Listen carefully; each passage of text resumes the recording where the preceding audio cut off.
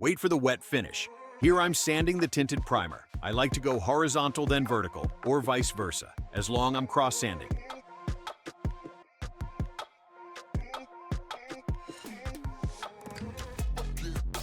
Next, spray time. Hit all edges first, then spray horizontally on top, then vertically. Remember? Crossing.